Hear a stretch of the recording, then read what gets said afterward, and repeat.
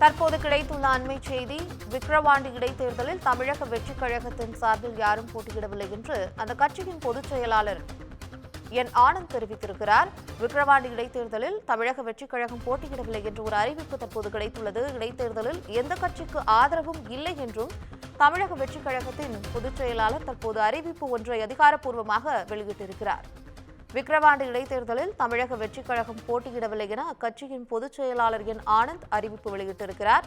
இடைத்தேர்தலில் எந்த கட்சிக்கும் ஆதரவு இல்லை என்றும் தமிழக வெற்றிக் கழகத்தின் தலைவர் விஜய் அறிவுறுத்தியுள்ளதாகவும் ஆனந்த் தற்போது அறிவிப்பினை அதிகாரப்பூர்வமாக வெளியிட்டிருக்கிறார். விக்கிரவாண்டி தொகுதியில் தமிழக வெற்றிக் கழகத்தின் சார்பில் போட்டியிடவில்லை என்று ஒரு அறிவிப்பு கிடைத்திருக்கிறது. இதுகுறித்த கூடுதல் தகவல்களை தருவதற்காக செய்தியாளர் தாமரைக்கணி இணைகிறார். தாமரைக்கணி, உங்களுடைய விவரங்களை விரிவாக பதிவு பண்ணுங்க. வணக்கம் பவித்ரா.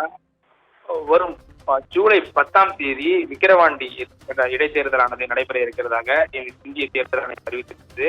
குறிப்பாக அந்த தொகுதியில் ஏற்கனவே திமுக சார்பில் வெற்றி பெற்ற சட்டமன்ற உறுப்பினர் உடல்நலக் குறைவால் காலமானார். அதன் அடிப்படையில் அதன் பிறகு இடைத்தேர்தலானது தற்போது ஜூலை 10ஆம் தேதி நடைபெற இருக்கிறது.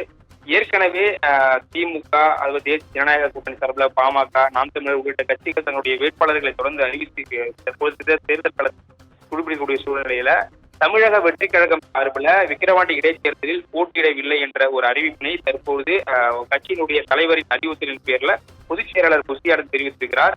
அதில் அவர் ஒரு முக்கிய அறிவிப்பினை ஒரு அறிவிப்பாக வெளியிட்டிருக்கிறார். குறிப்பாக பிப்ரவரி 2ஆம் தேதி கட்சியை தொடங்கி, அதாவது பிப்ரவரி 2ஆம் தேதி கட்சியை பதிவு செய்து அதை தொடங்கிய பிறகு அதில் ஒரு முக்கிய அறிவிப்பினை தெரிவித்திருந்தோம்.